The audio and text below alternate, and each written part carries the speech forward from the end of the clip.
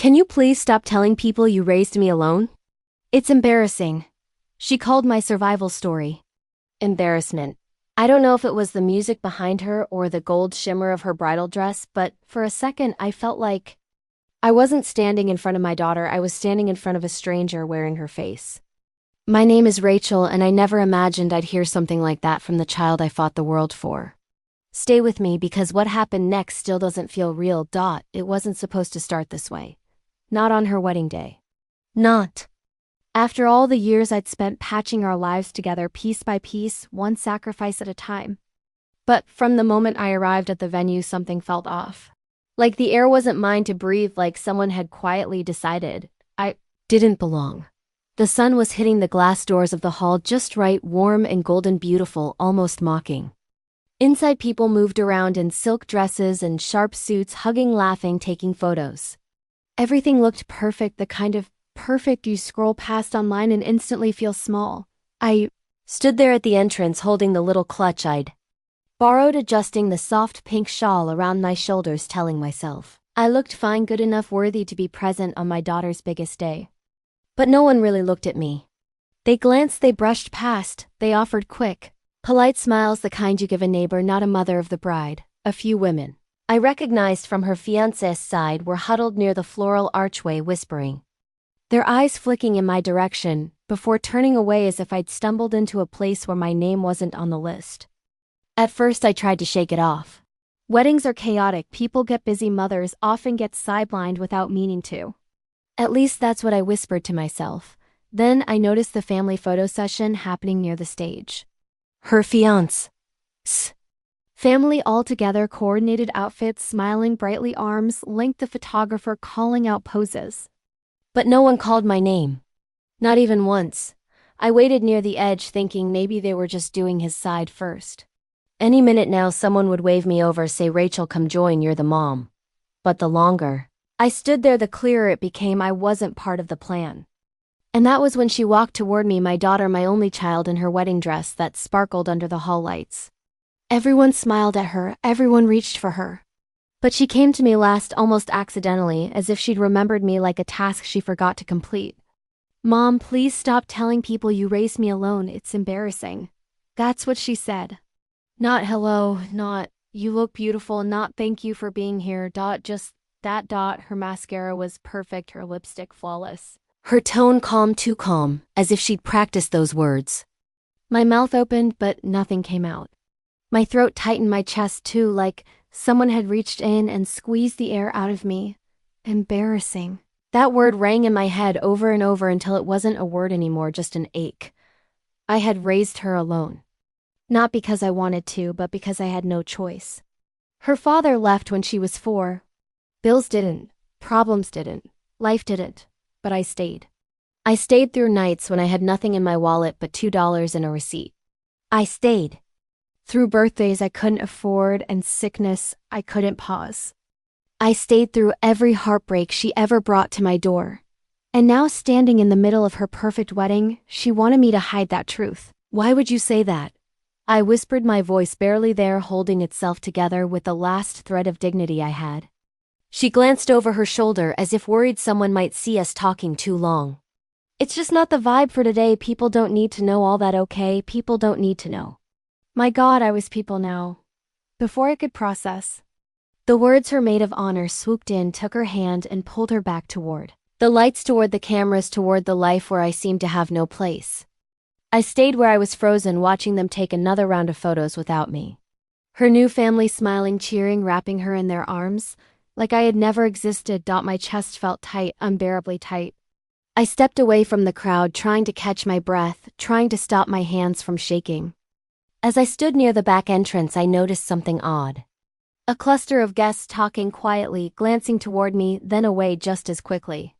Like there was something, everyone knew something I didn't. And then another detail I hadn't noticed before, the seating chart near the stage. Not only was I not at the family table, I wasn't at any table near the front. I was placed near the far wall, next to people I barely recognized. A table for afterthoughts. My heartbeat picked up, the unease crawling up my spine. This wasn't just disorganization. This wasn't an accident. Someone somewhere had made decisions about me without me. And for the first time, I felt the edge of something darker, something I hadn't yet understood. When I turned back toward the crowd, that's when I saw it, a look. A brief, almost guilty look from my daughter's future mother-in-law, as she whispered something into her husband's ear. They both looked at me, then quickly looked away. My stomach dropped. Something was wrong. Very wrong.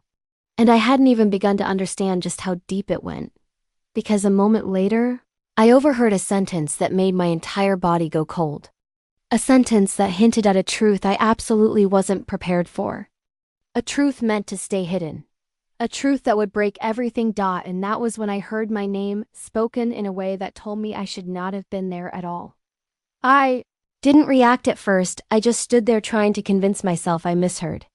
That the whisper behind me wasn't about me, that my name wasn't spoken with that sharp, unwelcome tone, the kind that feels like someone is scraping your insides with a cold spoon. But then I heard it again, clearer, this time sharper, like it was meant to land exactly where it hurt. Rachel wasn't supposed to come, didn't anyone tell her? I froze, my breath catching in my throat, a ringing sound filling my ears, like the air in the room had suddenly thinned. Not supposed to come to my daughter's wedding, her wedding. The child I raised, the child I carried on my hip, the child whose nightmares I chased away with warm milk and steady arms. Not supposed to come. My hands went cold, my legs felt weak, and I held onto the edge of the decorative pillar beside me, pretending to admire the flowers just so no one would notice I was breaking. A woman nearby, someone from the groom's extended family, murmured softly, "He must have forgotten to tell her, poor thing. Forgotten. The word echoed in my mind like an insult wearing a polite mask. I turned slowly, as if moving too fast would shatter the thin shell holding me together, and I scanned the faces in the room. People looked away, people smiled too quickly. People pretended they didn't see me standing alone. And suddenly, the whispers I had brushed off earlier, they didn't feel like coincidences anymore. They felt like pieces of a truth forming behind my back. A truth everyone else knew. I took a deep breath, steadying myself, and began walking toward the hallway, not to leave, but to find answers, because for the first time, I realized I didn't know what was happening, and that terrified me more than anything. The hallway was quieter, dimmer, the warm glow of the reception fading into softer shadows. I leaned against the wall, pressing my hand to my chest, trying to slow the pounding in my ribcage. I whispered to myself, maybe they meant something else? Maybe it was a misunderstanding, maybe she didn't know how harsh she sounded, maybe this isn't what it feels like. But the more I whispered, the more the truth crept in softly, coldly, like fog slipping under a locked door. It was what it felt like. And I knew it. Footsteps approached, and I straightened, wiping at my eyes, trying to look composed when inside. I felt like the floor had cracked beneath me. It was my daughter's maid of honor, Kayla, a girl I'd known since middle school sleepovers and late-night pizza runs, a girl who used to call me Mom Number 2, but now even she seemed different, hesitant. "Oh, Rachel, there you are, we've been looking for you." "Well, kind of, I didn't like the sound of that, not at all." She gave me a small smile forced too tight and stepped closer. "Listen, there's something I probably shouldn't tell you, but I just don't want you to get blindsided again." Again, that word stung like she knew something I didn't. "What do you mean again?" She bit her lip, glanced back toward the reception like she was checking whether someone was watching her or worse, listening. "You weren't on the original seating plan, like, at all." My stomach dropped. "At all," echoed in my mind, settling like a stone in my chest. I thought maybe it was a mistake, but then I overheard the groom's mom and aunt talking about, well, how things would be less complicated if you stayed in the back away from the main tables. Less complicated, the words sliced right through me. Complicated how I'm her mother. Kayla winced as if the truth hurt her to say, "I don't know all of it, but they said something like it's better if their guests don't hear the single mom storyline," or whatever, I don't know. It was awful. Single mom storyline. I wanted to laugh or scream or disappear. Maybe all three. My daughter, my own flesh and blood, was ashamed of me. And the people she was marrying into, they didn't want me visible because my life story wasn't polished enough for their curated version of perfection. A heat rose in my face, not anger, not yet, but humiliation, sharp and burning. Kayla reached for my arm as if to comfort me, but before her hand met my skin, someone called her name from down the hall. "Kayla, pictures now, we need you." The voice was urgent, impatient, and Kayla's eyes widened with fear. I'm sorry. I have to go, just please don't think it's personal. I'm sure she loves you, she's just stressed, you know brides, right? She didn't wait for my answer, she rushed back into the reception, leaving me alone in the dim hallway surrounded by silence that felt too heavy for the walls to hold. I leaned back against the wall, closing my eyes, trying to steady myself, trying not to fall apart. But the truth was starting to form ugly, familiar, like something I had always felt but never wanted to face it. My daughter didn't want me to be part of her new life, or at least not the real me, not the me who raised her alone, not the me who struggled, not the me who didn't fit into the wealthy picture-perfect world she was narrowing into. And then just as I opened my eyes, I saw him, her fiancé, standing a few feet away, as if he'd been listening long enough to know I'd heard too much. His expression wasn't surprising. It wasn't apologetic, though. It was something else, something cold, something calculating, like he had been waiting for this moment. Rachel, we need to talk. His voice was steady, too steady, and every instinct in my body told me this conversation wasn't going to heal anything, it was going to break more. I swallowed hard, forcing myself to breathe, forcing myself to stand up straight, even though my knees felt weak. What do you want to talk about? He glanced toward the reception, then back at me, lowering his voice. You were never supposed to hear all that, but now that you have, I think it's better we be honest. Honest, my heart thudded painfully. He stepped closer, his tone calm, as if he were delivering instructions, not the truth. There's a reason your daughter didn't want you involved, a reason she asked us to keep some distance, and now I think you deserve to know. My chest tightened, my breath caught, the world around me blurred. A reason? What could possibly justify this? What could possibly make sense of this hurt? He paused, as if debating whether to say it, and then his next sentence cracked the air between us. It started months ago, but it's about something she found out about you. My heart stopped. Something she found out. About me. What are you talking about? What did she find out? He looked at me slowly, carefully, like he was studying the moment I'd break. And when he finally spoke, his voice was quiet, calm, and terrifying. She found out something she wasn't supposed to, something someone told her, and it changed everything. He looked me in the eyes. That's why you weren't supposed to be here. My breath caught frozen in my chest as a chill ran through my body. What did she find out? He hesitated, then opened his mouth to answer. And then someone screamed from inside the hall. Shrill, panicked sound cutting through the music, cutting through the chatter, cutting through everything. People gasped. Chairs scraped. Voices rose, his eyes widened. He turned toward the hall. Something was wrong, terribly wrong, and whatever he was about to tell me, whatever secret had pushed me out of my daughter's world, would have to wait, because the scream was followed by another. And another dot, and then someone shouted words that made my blood run cold. Call 911. The bride collapsed. The scream ripped through the room like a hand tearing fabric. Everything that had felt carefully arranged, the music, the smiles, the orchestrated joy, unraveled in an instant. People moved like a single nervous animal. Tables emptied. Chairs scraped hard against the floor. Two men rushed from the kitchen with wet towels. Someone shouted for water. Someone else fumbled for their phone. I pushed through the crowd because there was no other thing to do. Move toward the sound. Get to her. Make sure she's okay. The groom was already there. He was on his knees beside my daughter, his hands trembling as if they belonged to someone much younger than the man who stood earlier with that cold, calculating face. He kept saying her name over and over. Emma, Emma, hey breathe for me. Her maid of honor was on the other side of her, fingers pressed to Emma's wrist. Pulse is weak, she was whispering, but loud enough for the nearest people to hear. Someone shouted for a doctor. Someone else ran outside to the street for an ambulance. I reached down, and instinct made me touch her shoulder. She was cool. Her eyelids fluttered like a moth trying to find light. I wanted to shake her awake. I wanted her to look up at me and say, Mom, I'm okay. I'm okay. But a hand grabbed my arm. Hard dot double quotes no. You can't be here. It was the future mother-in-law. Her voice sharp with panic and authority. Her grip had no softness. Her eyes were wide and remote, like someone seeing too much at once. She needs space, she told me. Please step back. Step back. as if I could step away from the child I had carried, cleaned, taught, and worried over for 28 years.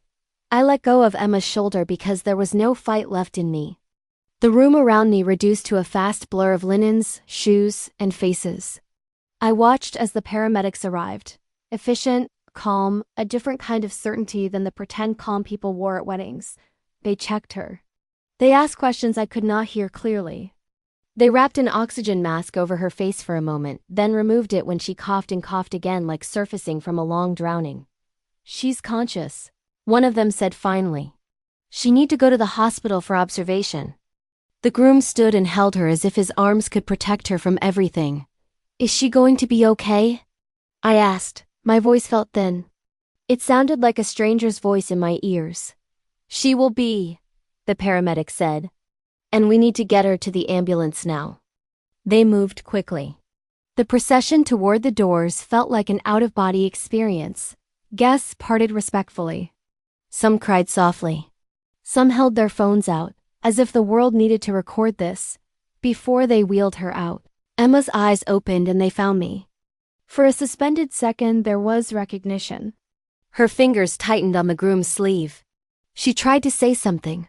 I leaned in close so only she could hear. "Emma," I whispered. "You're coming with me. I'm right here." She blinked. Her lips shaped a small sound. It could have been my name. Or a question. Or a plea. The ambulance doors closed and they were gone. People slowly drifted away from the doorway. There was a haze of murmurs. Someone said it was heat exhaustion. Someone else said it was the flu. No one sounded certain. And then the whispers reached me again, small razored, sentences sliding between polite noises. "She fainted right after you heard that. She found something on his call history. She got a message. They said something about a DNA test. Someone mentioned his ex." The fragments slammed together in my head like broken plates. A woman's voice so close, I could have taken it for my own said, "If she knew what he'd been hiding, she'd see everything differently." If she knew. My knees gave out a little and I had to steady myself against the pillar. The world felt like it was tilting. People moved in cliques now. The groom's family clustered near the bar. My daughter's closest friends huddled, faces pale. There was an island where Kayla stood, still shaking, trying to look helpful. I didn't belong to any of these islands. "Rachel," someone said softly behind me. It was Alex, my neighbor. He'd come with his wife. He stepped closer and his expression was full of concern. "Are you okay?" he asked. I opened my mouth to say yes because it's easier than explaining the ache that sat in the hollow of your throat. But before I could answer, I saw it. A flash of a photograph on the floor, half hidden beneath the chair. White border. Fold marks. A faded summer light. I shouldn't have seen it. But my eyes had found it like a compass. It lay face down, but someone's heel had nudged it so the corner flipped, revealing a fragment. It was a photograph of me. The little picture showed me at a younger age. My hair is darker, my shoulders bare in a sundress. I was laughing with someone leaning in next to me. A man I recognized like a scar you're trying not to touch. A man I had not expected to see again. A man I had chosen to forget because remembering hurt less than talking. I thought my heart would stop. The room pinched in around me and all sounds turned distant. My mouth tasted like pennies. Someone stooped and picked up the photo. It was the groom's mother. She examined it with a small, discreet smile that did not reach her eyes. "Oh," she said softly. "Look at this." She didn't call me. She didn't say anything louder. She held the picture like a secret waiting to be revealed. I moved toward her before I even realized I'd decided to. Something inside me pulled me there like a magnet to iron. When I reached them, the woman folded the photograph and tucked it into her clutch like it belonged there. Her fingers were deliberate. Her nails are red. She met my eyes for the briefest moment as if to measure me up. "That's you," she said, meaning to be kind maybe. But kindness sounded brittle. I smelled perfume, expensive and faintly metallic. I smelled antiseptic from the ambulance. I smelled fear. And then I smelled something else, the salt bitter tang of old regret. "Where did you get that?" I asked. My voice didn't steady. It shook in a way that hurt. She tilted her head. Someone left it near the guest book, she told me.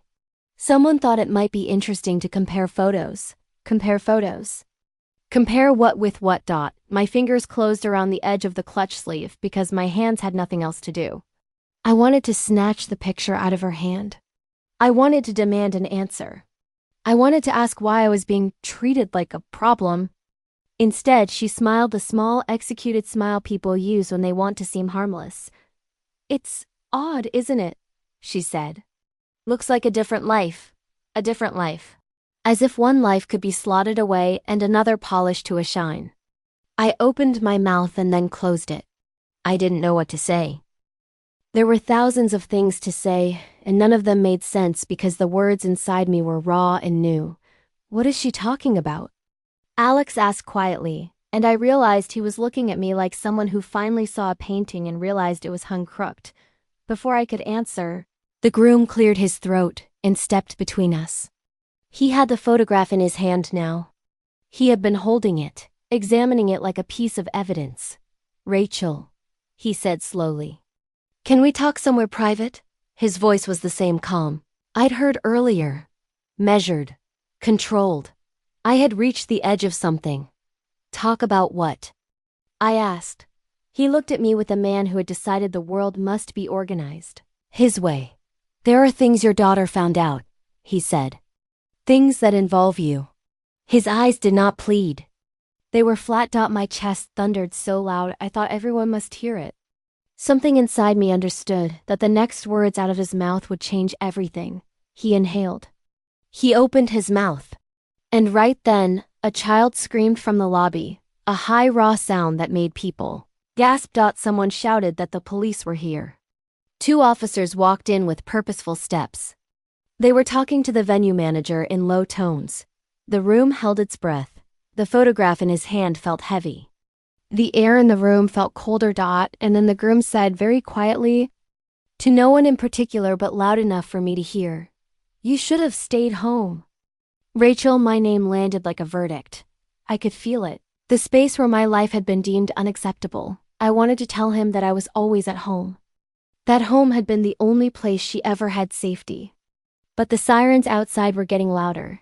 And then a voice over the loudspeaker said something that made my stomach drop. "Officer Ramirez to the main entrance." Officer Ramirez to the main entrance. My name was no longer the worst thing I would hear. The police officers strode through the lobby with a kind of authority that swallowed sound. Guests pulled back automatically. Whispers surged. Phones lowered. The atmosphere felt charged, like static gathering before a storm. And I stood there in the middle of all of it feeling like someone had tilted the entire world off its axis and forgotten to warn me. The groom was still holding the folded photograph in his hand. He kept glancing between me and the officers as if calculating something, as if deciding whether this was the moment to speak or whether he should stay silent and let events unfold. Without him, I hated the way he looked at me. Like I was an equation he already knew the solution to, and I was the only one left without the answer. The officers approached the venue manager first. He gestured broadly toward the reception hall, toward the guests, toward where Emma had collapsed minutes earlier. Their eyes shifted quickly over the room, scanning for someone or something. My stomach tightened. A strange chill crawled up my arms. Why were they here now, of all moments? As if fate was layering disasters on top of each other too fast for any of us to breathe. Behind me, someone whispered, "I heard they said the bride got a threatening message." And another voice, "I heard they found something in the dressing room," and another, "I heard someone called the police on her mom." On her mom. On me. I told myself not to react, not to let the words tear into me, but they did because they landed too close to the truth. I was afraid to name. I stepped back, trying to distance myself from the murmurs. Trying to catch my breath, trying to make sense of anything at all. That was when the groom moved closer. Close enough I could feel his breath on my shoulder, close enough his voice felt like a blade sliding under skin. "You shouldn't have come today." "Rachel," he repeated slowly, as if the words tasted better the second time. I stiffened. He didn't blink, didn't soften, didn't pretend. His expression was flat, almost triumphant, like he'd been holding back this judgment for a long time. Why? I asked, my voice barely above a whisper. What did I ever do to you, to her, to deserve this? He let the folded photograph slip between his fingers just enough so I could see the edge of it again. A corner of the image, that sundress, that old memory. You kept secrets, he said. And she found out. Secrets. I felt the air leave my lungs. What secrets? I asked. I've lived my whole life for her. I've never lied to her, not once. His brows lifted slightly, as if he pitied me, as if my confusion amused him. Maybe you didn't lie, he said. But you left things out. And now she knows. Left things out. What could he possibly mean? What? Could anyone have told her? What could anyone have shown her to make her ashamed of me, to make her hide my story? To make her place me at a table near the exit, to make her collapse moments after speaking to me. The room spun slightly, a soft, dizzying tilt, and I reached for the back of a chair to steady myself. I don't know what you're talking about, I whispered. He looked at me the same way someone looks at a puzzle they've already solved. You will, he said. And when you do, you'll understand why she asked us to keep our distance. Before I could respond, a voice called from the entrance. Rachel Carter? Everything stopped at my name. Spoken by a police officer. Sharp, clear, official. The room rotated toward me, hundreds of eyes swinging in my direction like a spotlight had fallen from the ceiling and pinned me in place. I felt heat rush to my face, my fingers tingled, my throat tightened. Yes, I said, or tried to. It came out thin, uncertain. One of the officers stepped closer. He was tall, clean-shaven, with a voice that sounded practiced and calm. Mom!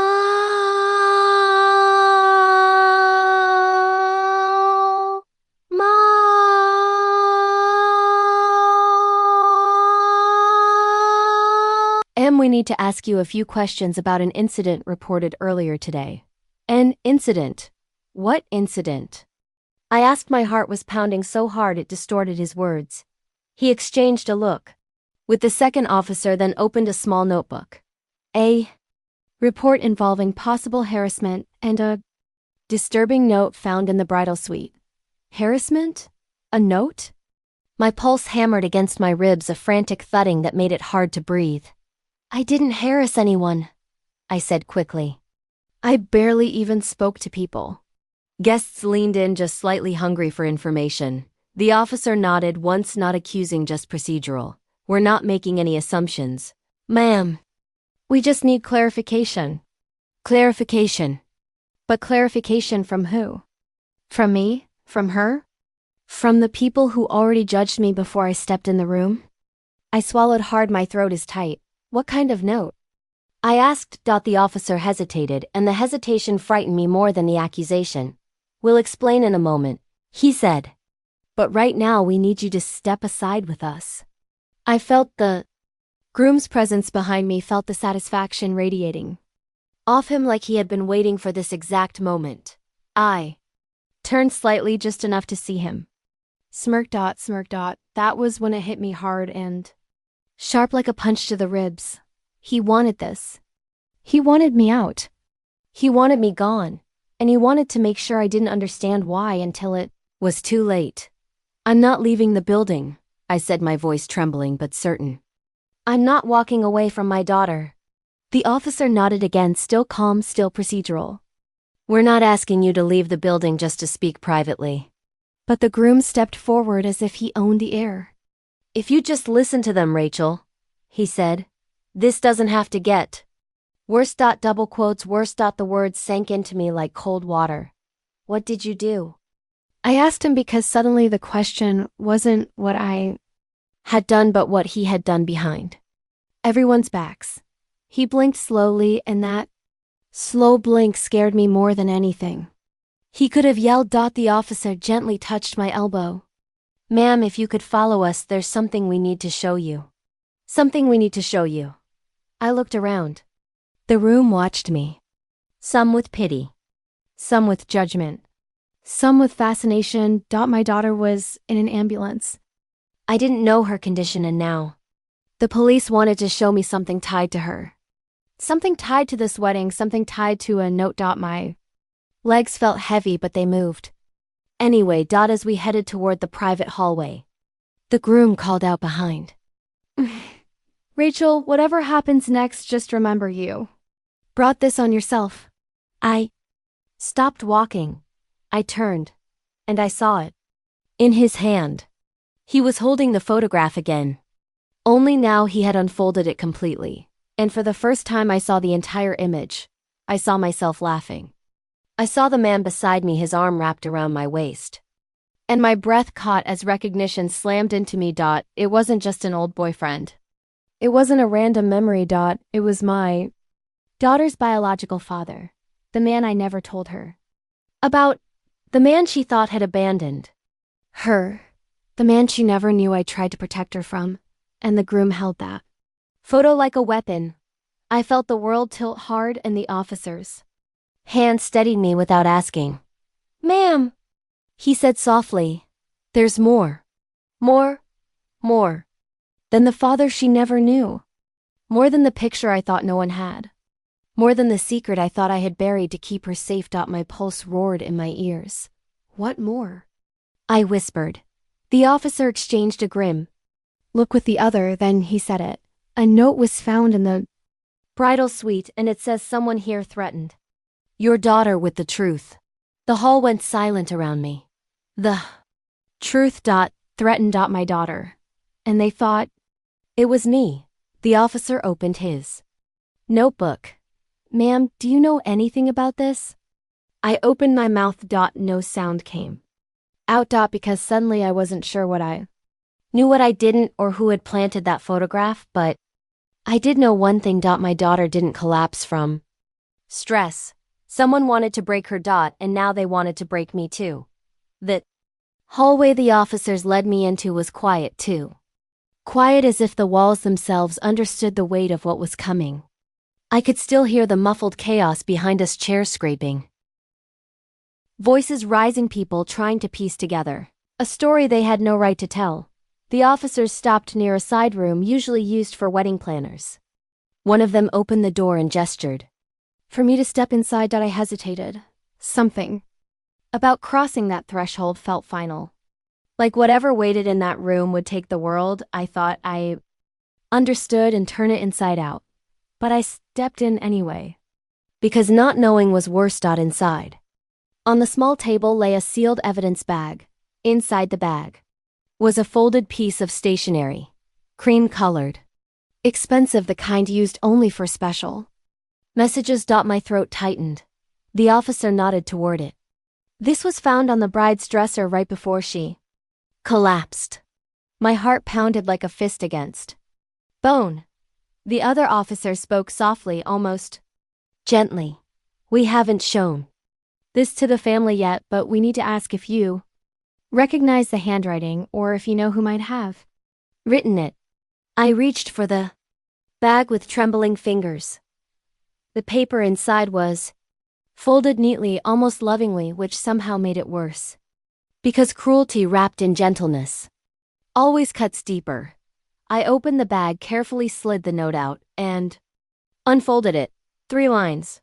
Just 3. But they slammed into me so violently I had to grip the edge of the table to stay standing. She knows he's not who you said he was. Tell her the truth before we do. A daughter deserves to know the real story. The real story. My hands shook so hard the paper fluttered. The officers waited. Silent. Patient. Is this your writing, ma'am? No. I whispered because it wasn't, and I would have carved the denial into stone if I had to. But the room spun slightly, and memories long buried pushed to the edges of my vision. The father she never knew. The man I left behind. The choices I made when I was too young to understand the consequences. I swallowed hard. This wasn't me, I said, steadying my voice. I didn't threaten her. I would never. I protected her from that man. I protected her whole life. The officer nodded. We're not accusing you. But someone wanted her to think it was from you. I wanted her to think it was from me. The truth hit like ice. It wasn't just humiliation. It wasn't just disrespect. Someone had actively worked to break the bond between me and my daughter piece by piece, moment by moment, word by word. Why would someone do this? I whispered. The officers exchanged a look the kind people share when they know something heavy. And then the first officer spoke. Ma'am, we have additional information. Something your daughter received earlier today. I pressed my hand to my chest. What did she receive? A message, anonymous, sent about 30 minutes before she collapsed. It contained a photo. My stomach dropped. A photo of who? He hesitated, then slowly placed another evidence bag on the table. Inside was a printed screenshot.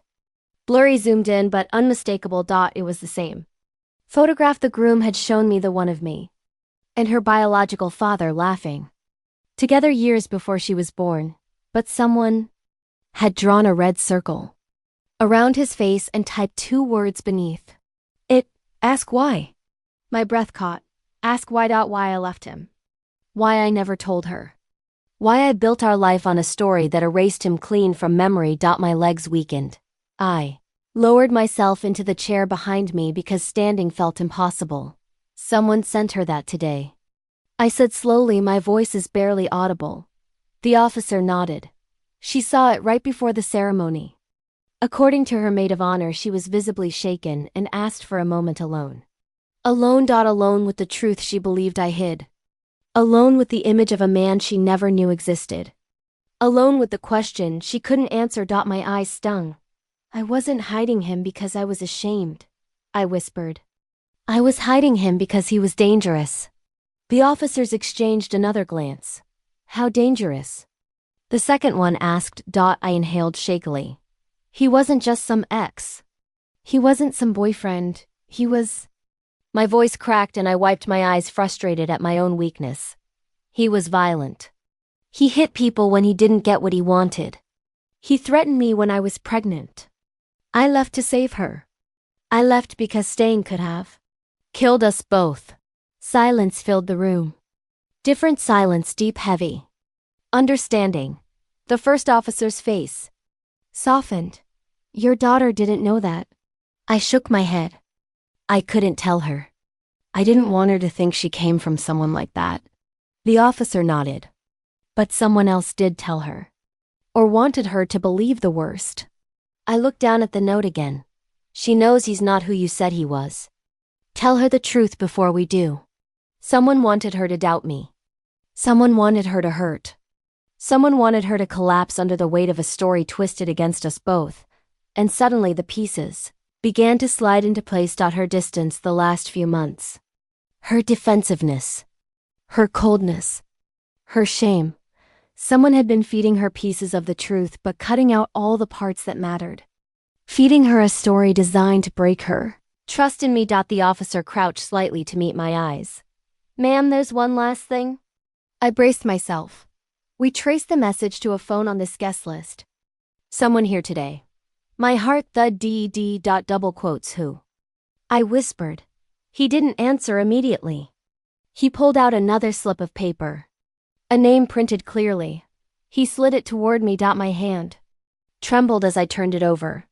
And when I read the name, my entire world narrowed to a single point of disbelief, pain, and clarity. It was the groom. The man my daughter had just married. The man who stood over her, held her, whispered that he loved her all while tearing her apart piece by piece. He sent the photo, the officer said quietly. He wrote the note. He fed her doubts for months. And today, right before the ceremony, he sent the message that pushed her over the edge. I shook my head hard, as if refusing the truth could make it untrue. But why would he do that to her, to us? The officer exhaled. We don't know everything yet, but we do know this: he didn't want you involved in her life, and he didn't want her questioning anything that conflicted with his plans. Plans? The word chilled me. What plans? The officer hesitated again and then finally said it. Financial plans. Control. Isolation. He needed her completely dependent on him emotionally and otherwise. And you were the only person who could pull her back. I felt cold. Deep, sweeping cold. And in that moment, I understood everything. Her distance. Her shame. Her collapse. He wasn't just marrying her. He was absorbing her. Erasing anyone who could expose him. And I, the mother who raised her alone, was the biggest threat to that. The officer placed a gentle hand on my shoulder. She's safe at the hospital now, conscious, awake. She asked for someone. My breath caught. Who? He gave a faint smile. You. The word hit me like salvation. I stood, legs weak, heart pounding. Take me to her. I whispered. He nodded. We will. As we walked toward the exit, past the ruined wedding, past the guests who still whispered, past the man who had orchestrated this nightmare. I didn't look back. I didn't need to. For the first time in months, I knew exactly where I belonged, and exactly who had been trying to take that from me. When the night air hit my face cool and real, I whispered the truth to myself. She didn't collapse because of me. She collapsed because of everything he hid. And as the ambulance lights flashed against the pavement, I felt something inside me harden, not anger, not revenge, but resolve. I would tell her the truth. All of it. And we would rebuild what he tried to break. Together. Even the most beautiful wedding can hide the darkest intentions. But a mother's love doesn't break.